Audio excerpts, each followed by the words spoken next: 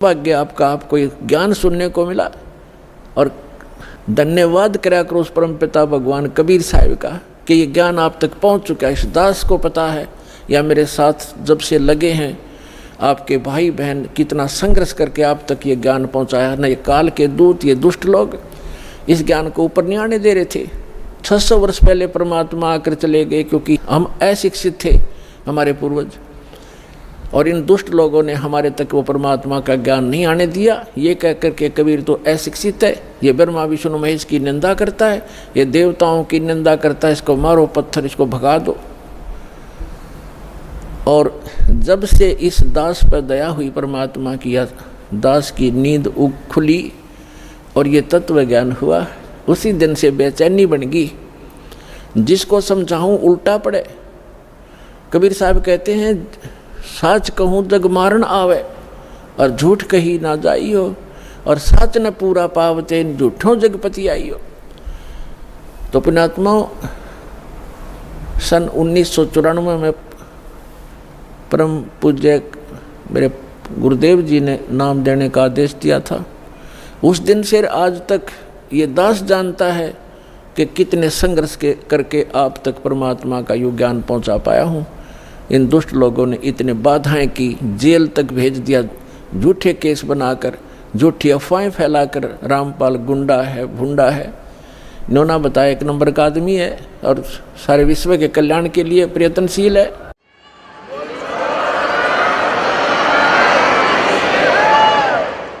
तो पुण्यात्माओं, आप सभी का कर्तव्य बनता है अपने बहन भाइयों तक ये ज्ञान पहुंचाने का। इस मार्ग के अंदर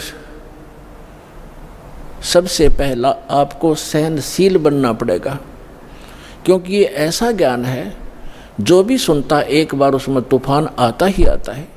जैसे आप अपने छोटे भाई बहन को या बच्चे को कोई मेडिसिन खिलाते हो और उसकी जीभ पर रखते वो थूक भी देता है और रोता भी है, और अपने कई बार तो अपने पिता के माता पिता के कपड़े भी पकड़ लेता है, मेरा मुंह खराब हो गया, कोई बात नहीं, प्यार से, वो अपना ही तो है, जो ऐसा कुछ कर रहा है विरोध वो अपना ही था, उसी के प्रयत्न कर रहे हैं, उसी के लिए आप उनकी जीवन रक्षा के लिए।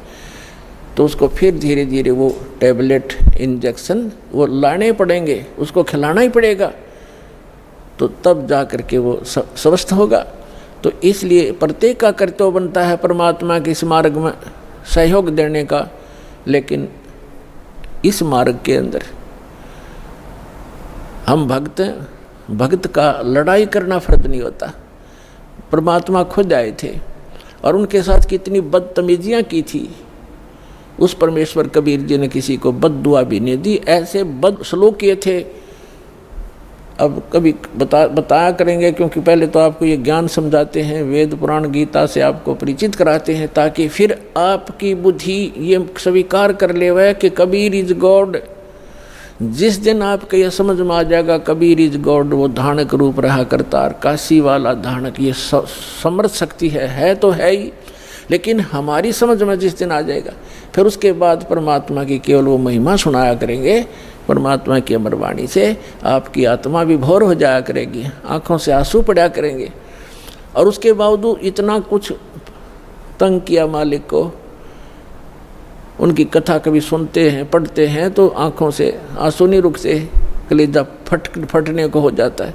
और एक सबसे बड़ी बात ये देखिए, उनको परमात्मा ने किसी को बद्दुआ तक नहीं दी, नहीं तो वो समर्थ हैं 1 सेकंड में पृथ्वी को नाश कर दें, दूसरी सेकंड में एज इट इज धर दें। ये इतने सक्षम है कबीर भगवान।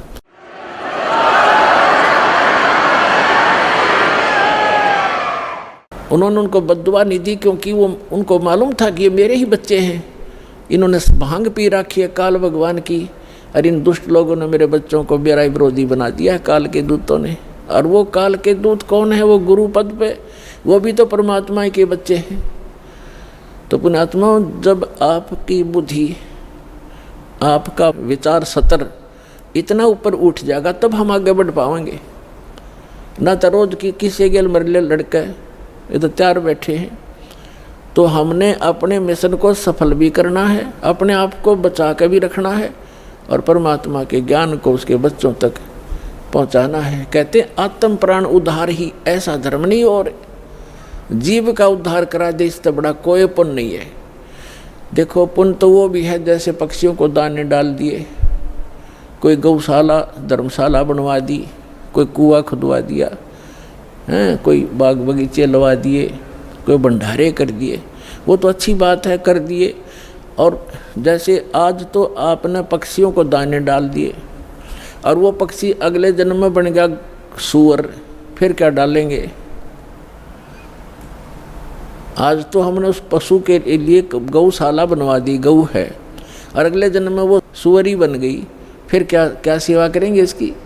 तो उसका एक तरीका बताया कि जो मानव शरीरधारी प्राणी है, इसमें उद्धार हो जाएगा इनका, इस परमात्मा की शरण माने से, कबीर भगवान की शरण माने से या सतभक्ति करने से उस आत्मा का फिर उद्धार हो जाएगा। वो ना गधा बने, ना पशु बने, ना सूअर बने, और फिर सतलोक चली जाएगी।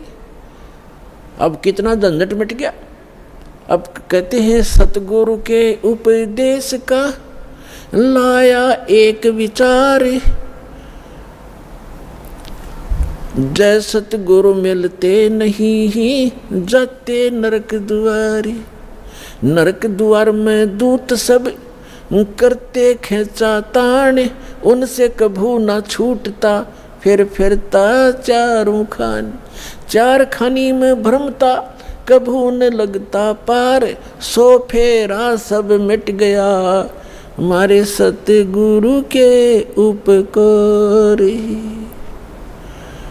अब फिर बताते हैं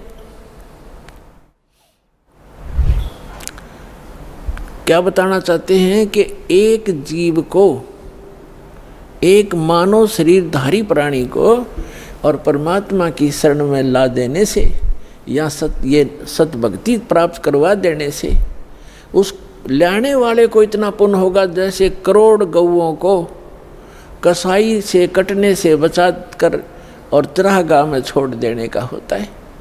इतना पुण्य उस मार्गदर्शक को होगा जो सतलोक आश्रम बरवाला का राह बता देगा और यहाँ का ज्ञान सुना देगा, उस जीव को यहाँ नाम दिला देगा।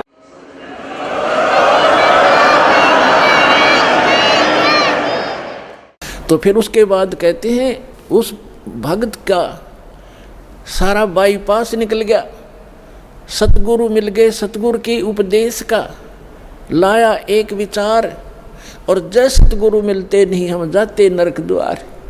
नरक द्वार में दूत सब फिर करते खेचा तान, उनसे कभू ना छूटता फिर फिरता चारों खान।